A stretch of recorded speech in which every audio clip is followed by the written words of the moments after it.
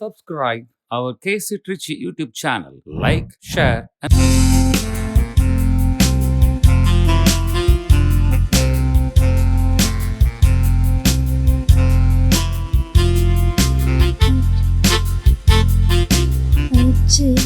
மலராக ஆலயத்தில் வருகின்றோம், ஆனந்தமாய் புகழ் கீதம் இன்றும் பாடுவோம். அர்ப்பணித்து வாழ்ந்திட, அன்பரும்மில் மகிழ்ந்திட, ஆசையோடு அருள் வேண்டி பணிகின்றோம். அச்சனை மலராக ஆலயத்தில் வருகின்றோம், ஆனந்தமாய் புகழ் கீதம் இன்றும் பாடுவோம். உயர்ந்த அருணியில் வீற்றிருக்கும் ஒரு மனிதரை கண்டேன். அவருடைய ஆட்சியின் பெயர் என்றும் உள்ளதாகும் என எண்ணற்ற வானதர் ஒன்றாக பாடி அவரை ஆராதிக்கின்றனர். தந்தை மகன் தூயாமியாரின் பெயராலே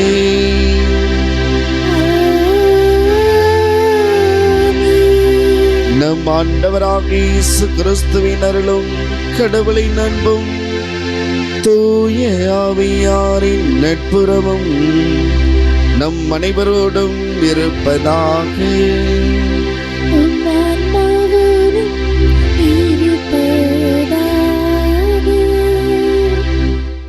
இயேசுவில் பிரியமுள்ள சகோதர சகோதரிகளே, இந்த இணையதளத்தின் வாயிலாக இத்திருப்பலியிலே பங்கெடுத்து ஜெபிக்கின்ற உங்கள் அனைவரையும் இந்த கல்வாரி பலிக்கு உங்களை அன்போடு அழைக்கின்றேன்.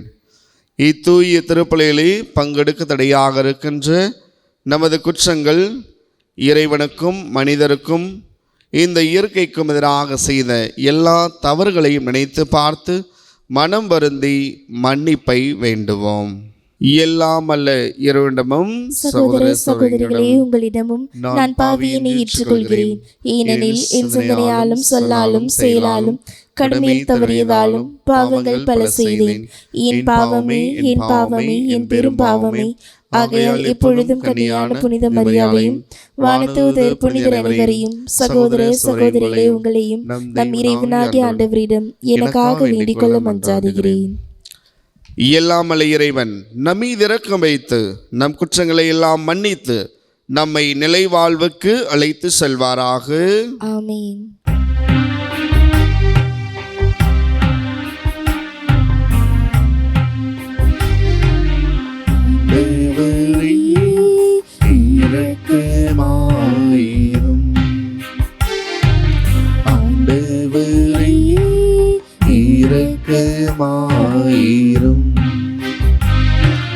கிறிஸ்துவே இரக்கமாயிரும்,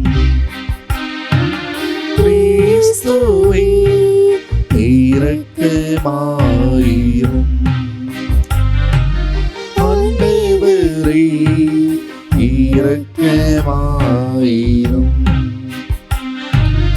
ஆண்டவரே இரக்கமாயிரும். மன்றாடுவோமாக. ஆண்டவரை எல்லாம் அல்ல இறைவா, உம்முடைய மக்களின் தாழ்மையான வேண்டுதலுக்கு பரிவிரக்கத்துடன் செவி சாய்க்க உம்மை வேண்டுகின்றோம். அதனால் நாங்கள் செய்ய வேண்டியதை அறியவும் அறிந்ததை நிறைவேற்றவும் அவர்களுக்கு ஆற்றல் அருள்வீராக. உம்மோடு தூய ஆவியாரின் ஒன்றிப்பில் இறைவனாய் என்றென்று வாழ்ந்து ஆட்சி செய்கின்ற எங்கள் இயேசு கிறிஸ்து வழியாக உம்மை மன்றாடுகின்றோம்.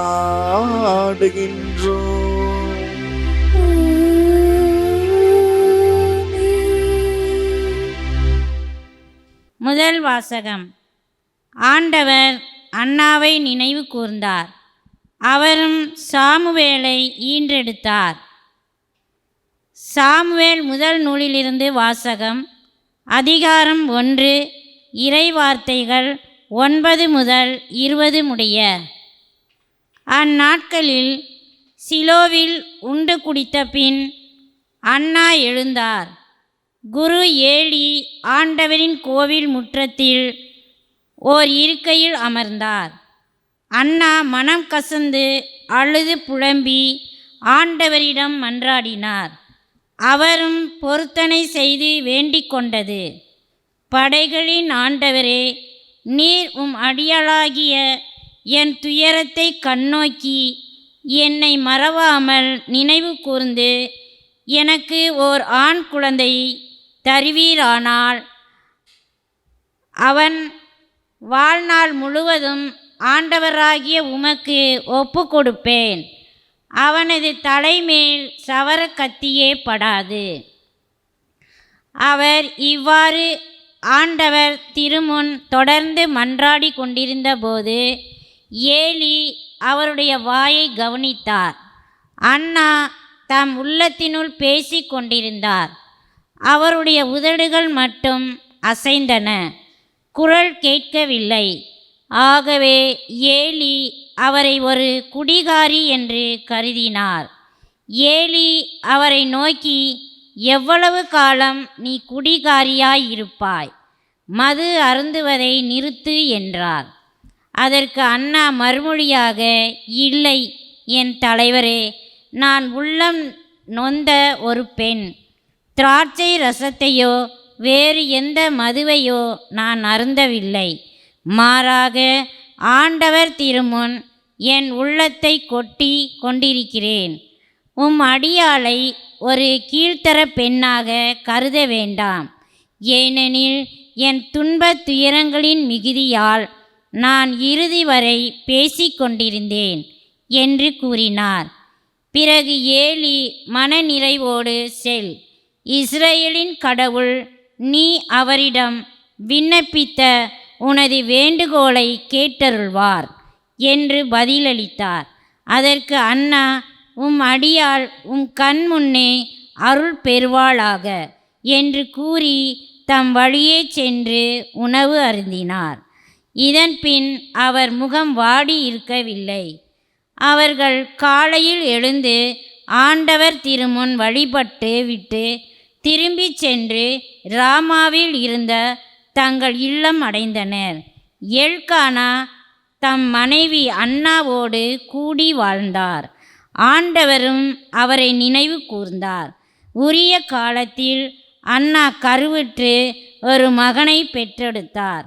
நான் அவனை ஆண்டவரிடமிருந்து கேட்டேன் என்று சொல்லி அவர் அவனுக்கு சாமுவேல் என்று பெயரிட்டார். இது ஆண்டவர் வழங்கும் அருள்வாக்கு. இறைவனுக்கு நன்றி. நீங்கள் அனைவரும் கூற வேண்டிய பதிலுரை பாடலின் பல்லவி: ஆண்டவரை முன்னிட்டு என் இதயம் மகிழ்கின்றது. ஆண்டவரை முன்னிட்டு என் இதயம் மகிழ்கின்றது.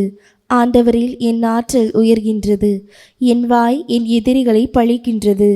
ஏனெனில் நான் நீர் அளிக்கும் மீட்பில் களிப்படைகிறேன். பல்லவி: ஆண்டவரை முன்னிட்டு என் இதயம் மகிழ்கின்றது. வலியோர்களின் வில்கள் உடைப்படுகின்றன. தடுமாறினோர் வலிமை பெறுகின்றனர். நிறைவுடன் வாழ்ந்தோர் கூலிக்கு உணவு பெறுகின்றனர். பசியுடன் இருந்தோர் பசி தீர்ந்தார் ஆகியுள்ளனர். மலடி 7 பெற்றெடுத்துள்ளாள். பல புதல்வரை பெற்றவளோ தனியல் ஆகிறாள். பல்லவி: ஆண்டவரை முன்னிட்டு என் இதயம் மகிழ்கின்றது.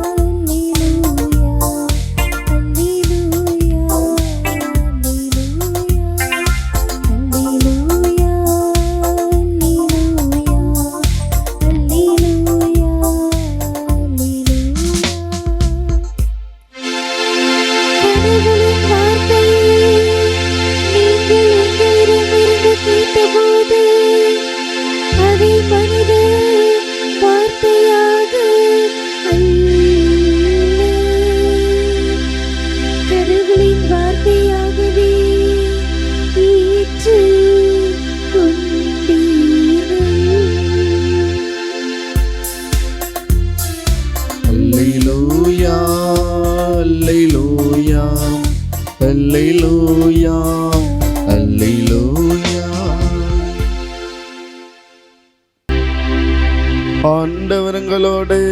இருப்பாராக.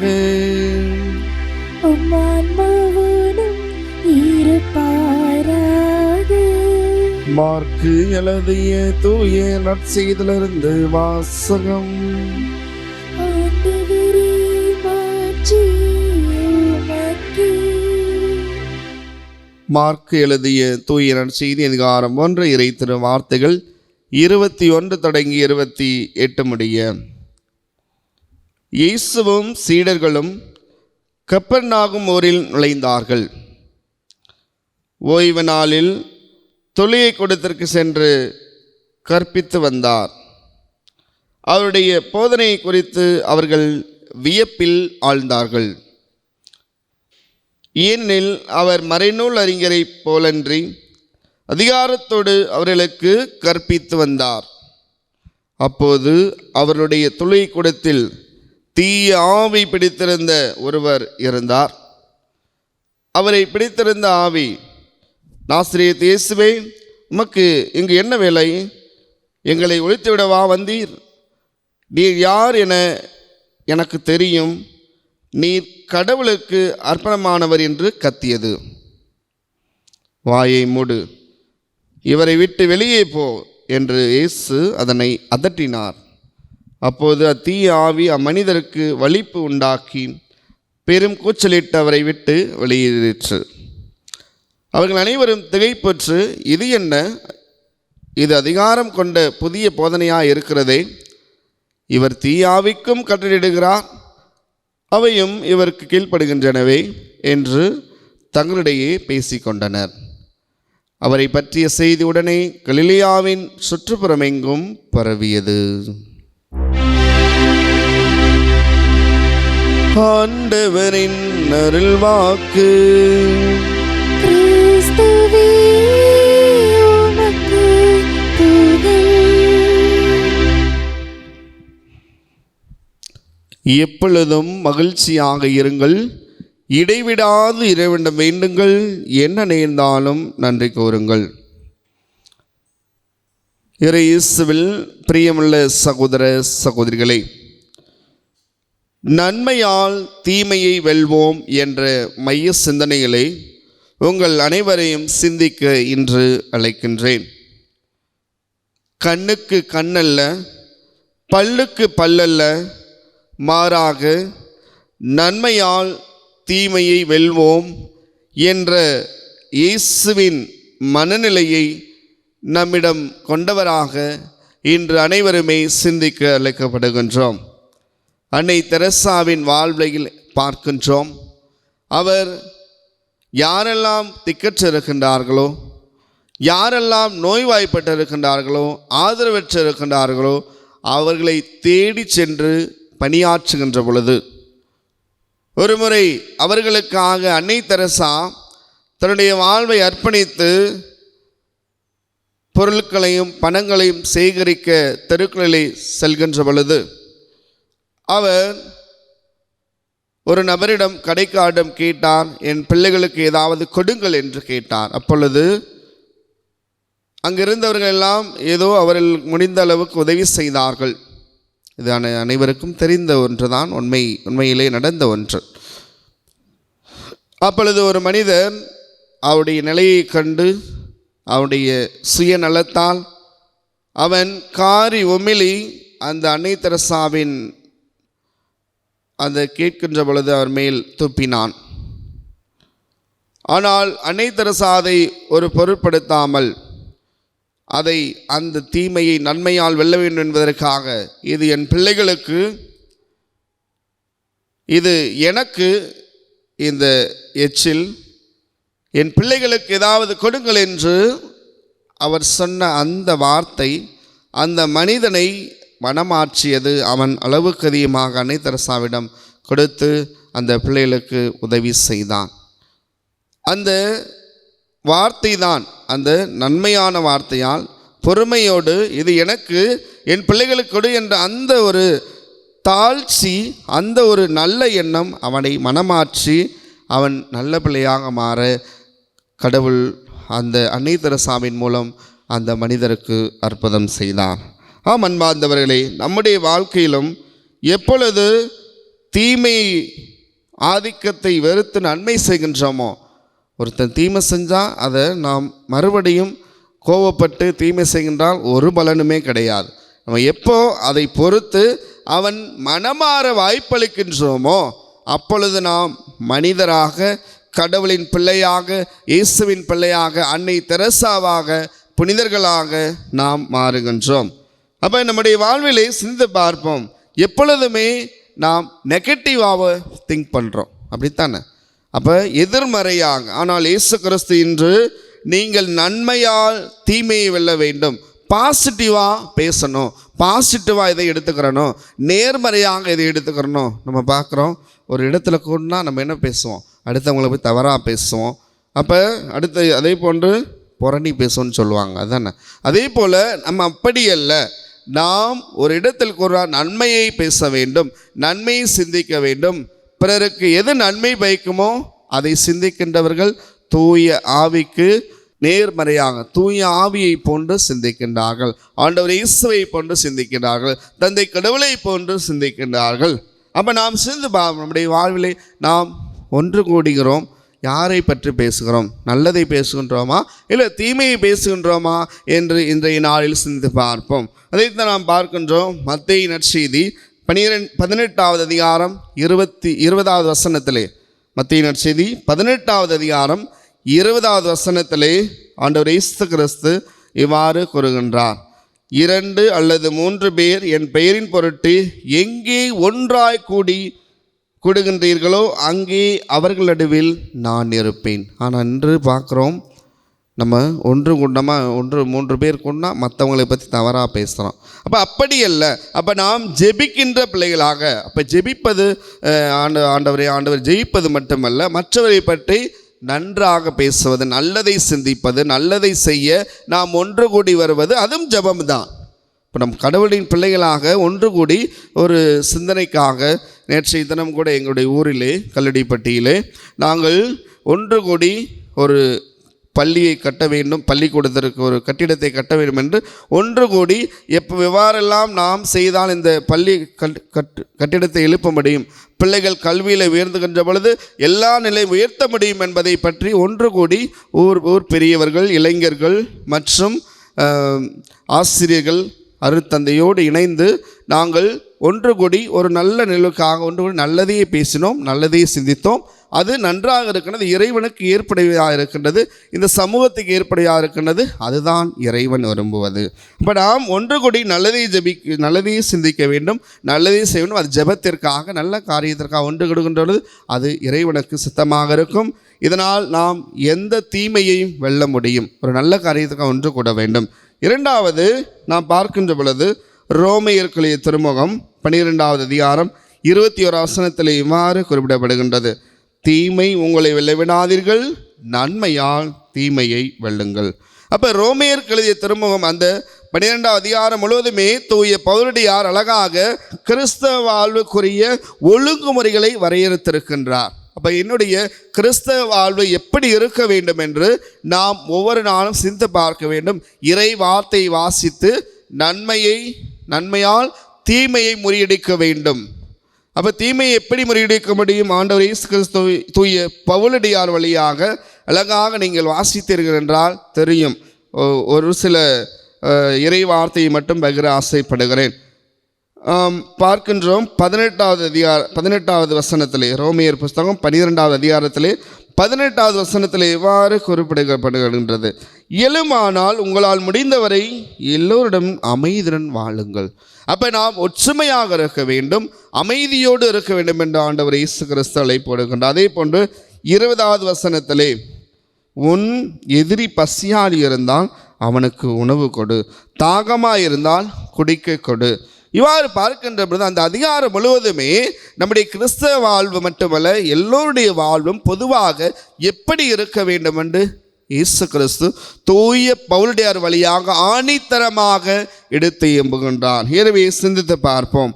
நம்முடைய கிறிஸ்தவ வாழ்வு, நம்முடைய கிறிஸ்துவினால் தொடங்கப்பட்ட வாழ்வு, ஒவ்வொருவருமே திருமுழுக்கப்பட்டிருக்கின்றோம். தந்தை, மகன், தூய ஆவியின் பெறார். அப்போ நன்மையை நான் தேடுகின்றேனா இல்லை தீமையின் ஆதிக்கனான காரணமான அந்த சாத்தானை தேடுகின்றேன் நான் என்று சிந்தித்து பார்ப்போம்.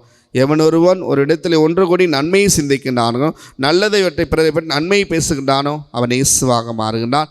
நன்மையால் தீமையை வெல்லுகின்றான். இப்போ எவன் ஒருவன் தீமையை மட்டும் பேசி மற்றவர்களை புரணி பேசி மற்றவர்களை தவறாக பேசுகின்றானோ, அவன் அந்த சாத்தானின் ஆதிக்கரான அந்த சாத்தானுக்கு அடிபடுகிறான். இப்போ நாம் யாருக்கு அடிபடுகின்றோம்? இப்போ தீமையை நன்மையால் வெல்ல போகின்றோமா, இல்லை நாம் நன்மையால் நாம் தீமையை வெல்ல போகின்றோமா, இல்லது நான் தீமையை மட்டுமே என்னுடைய வாழை சிந்திக்க போகின்றனா? இப்போ நன்மையை சிந்திக்கின்ற பொழுது நான் இயேசுவாக மாறுகிறேன். அப்போ தீமையை சிந்திக்கின்ற பொழுது நான் சாத்தானுக்கு அடிபணினேன். இப்போ யாருக்கு நான் அடிபணி போகின்றேன்னு சிந்தித்து பார்ப்போம்.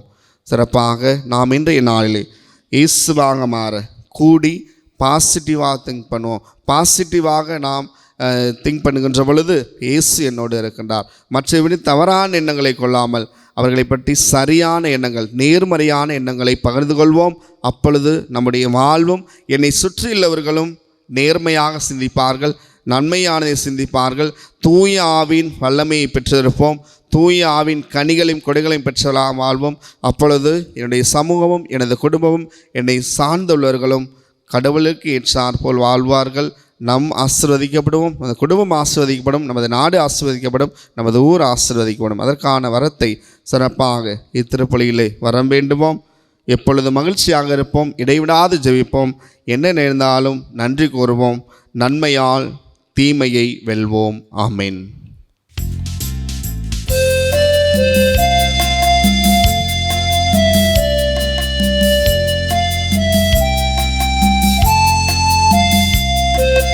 பலிபீடத்தில் வைத்தேன் என்னை, பாவி என்னை ஏற்றுக்கொள்ளும். பலிபீடத்தில் வைத்தேன் என்னை, பாவி என்னை ஏற்றுக்கொள்ளும்.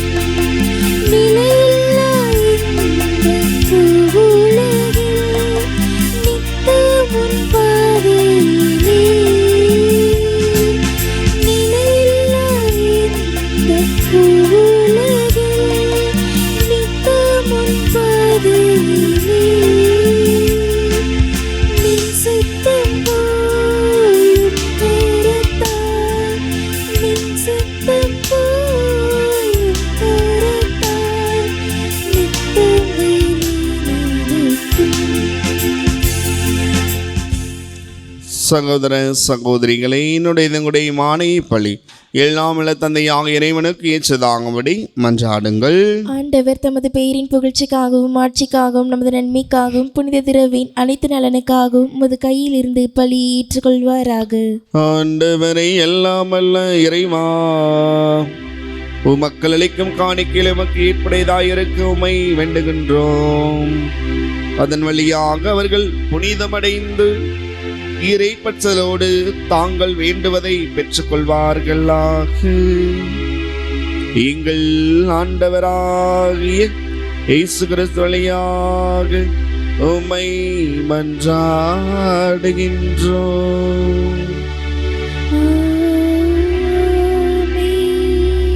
ஆண்டவர் உங்களோடு இருப்பாராக.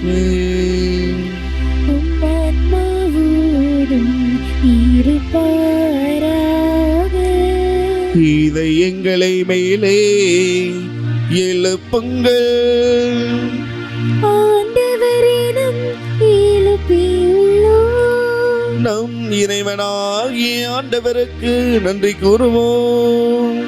அது தகுதியும் நீதியும் ஆனது. ஆண்டவரை தூயவரான தந்தையே, இன்றுமல்ல எல்லாம் அல்ல இறைவா, எங்கள் ஆண்டவராய கிறிஸ்து வழியாக என்னாலும் எவ்விடத்திலும் நாங்களும் மக்கள் நன்றி செலுத்துவது மெய்யாகவே தகுதியும் நீதியும் ஆகும். எங்கள் கடமை மீட்புக்குரிய செயலுமாகும். தவறழைத்த எங்கள் மீது கிறிஸ்து இரக்கம் கொண்டு கன்னிமரியாவிடமிருந்து பிறக்க திருவுளமானார். சிலுவையில் பாடுபட்டு முடிவில்லா சாவிலிருந்து எங்களை விடுவித்தார். இறந்தோரிடமிருந்து உயிர் தெழுந்து நிலை வாழ்வை எங்களுக்கு அருளினார்.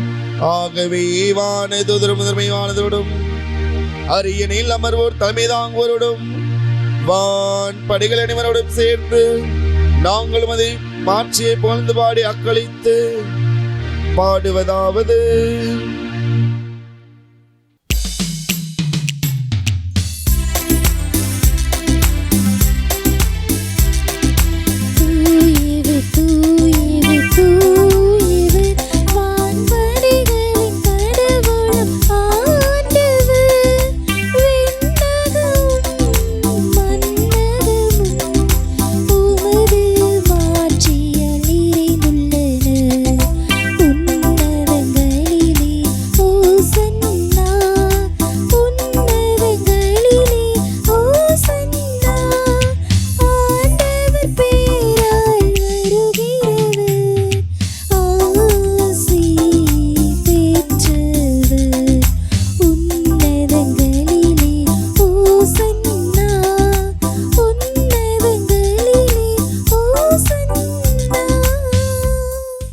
ஆண்டவரை, நீர்மையாகவே தூயவர், தூய்மை அனைத்திற்கும் ஒற்று.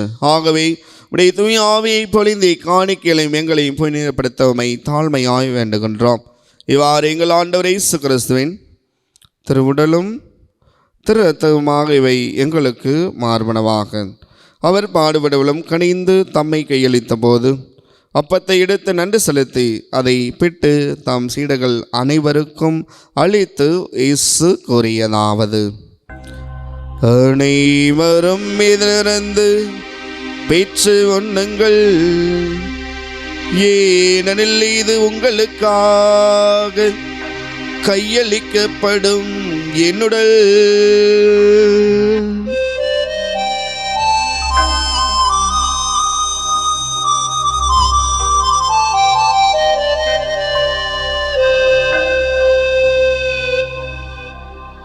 அவனமே இரவு விருந்தை அருந்தியது, கிண்ணத்தை எடுத்து மீண்டும் மக்கள் நன்றி கூறி தம் சீடர்கள் அனைவருக்கும் அளித்து இயேசு கூறியதாவது: அனைவரும் இதிலிருந்து பெற்று பருகுங்கள், ஏனெனில் இது புதிய நிலையான உடன்படிக்கைக்குரிய என் இரத்தத்தின் கிண்ணம். இது பாவ மன்னிப்புக்கென்று உங்களுக்காகவும் பலருக்காகவும் சிந்தப்படும். இதை என் நினைவாக செய்யுங்கள்.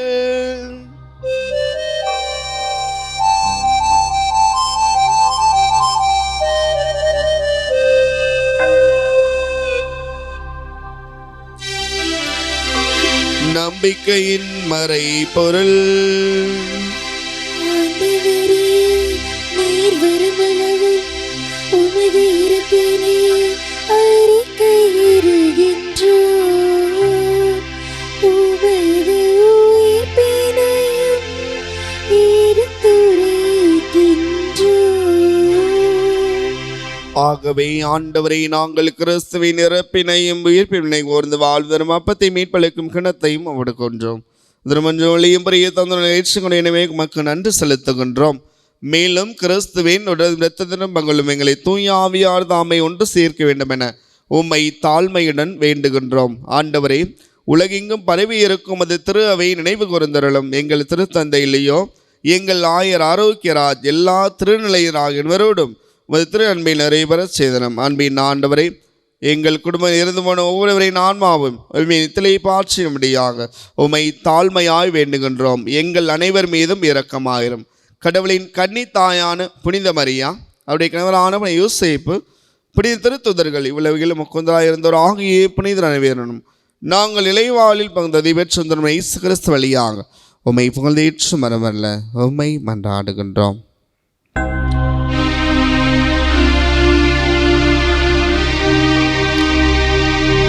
இவர் வழியாக இவரோடு இவரில் எல்லாம் வல்ல இறைவனாகிய தந்தையே, தூய ஆவியாரின் ஒன்றிப்பில் எல்லா புகழும் ஆட்சியும் என்றென்றும் உமக்கே உரியதே.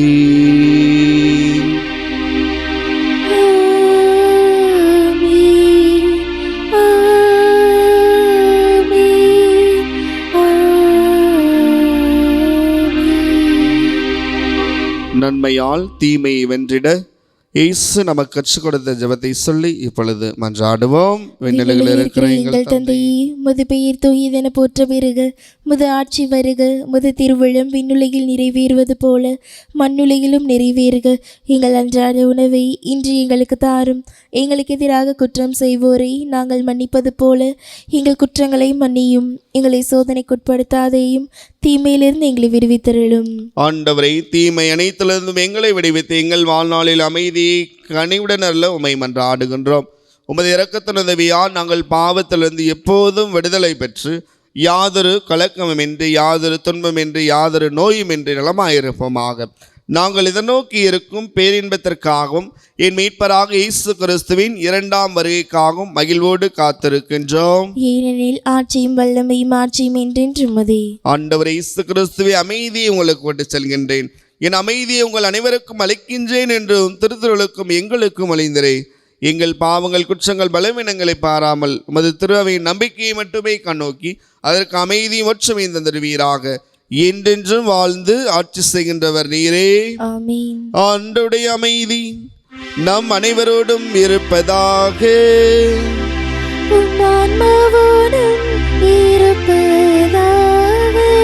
ஒருவருக்கொருவர் நம் ஆண்டவர் இயேசு கிறிஸ்து தருகின்ற அமைதியை மற்றவரோடு பகிர்ந்து கொள்வோம். சமாதானம்.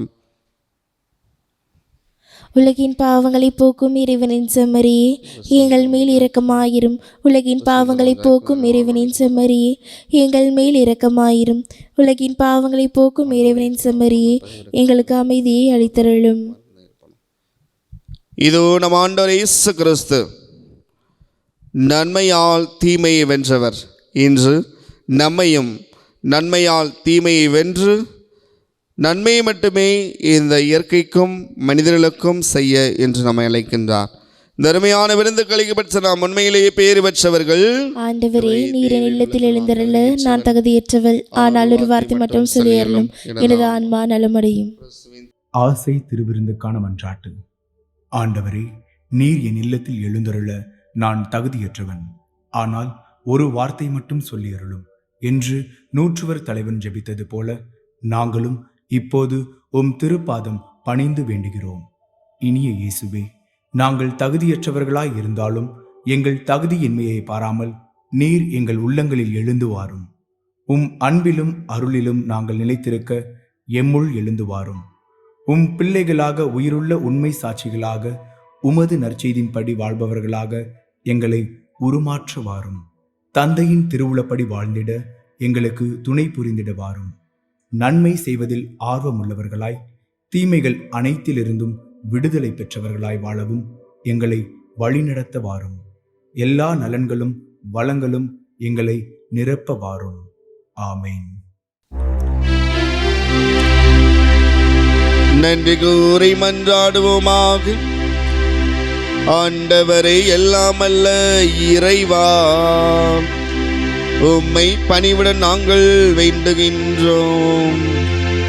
அதனாலும் அருடையாளங்களால் புத்தீர் பெற்ற நாங்கள் உமக்கு ஏற்றவாறு வாழ்வாழ எங்களை கனிவுடன் ஏற்றவீராக. எங்கள் ஆண்டவராகிய இயேசு கிறிஸ்து வழியாக உம்மை மன்றாடுகின்றோம்.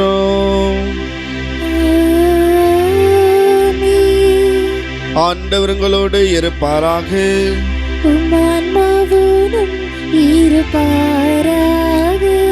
எல்லாம் வல்ல இறைவன் தந்தை, மகன், தூய ஆவியானவர் நம் அனைவரையும் நிறைவாக ஆசீர்வதிப்பாராக.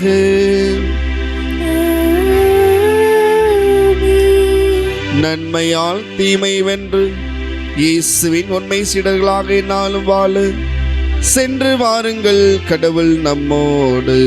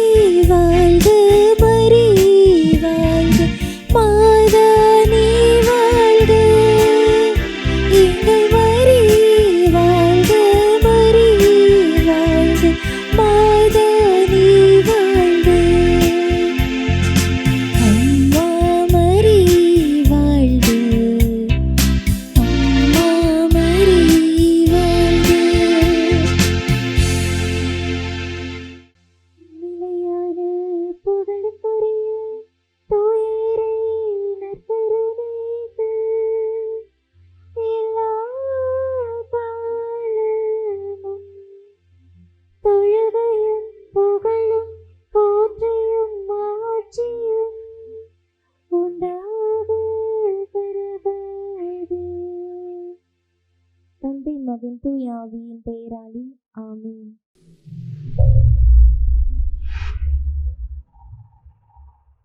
Subscribe our KC Trichy YouTube channel. Like, share, and comment.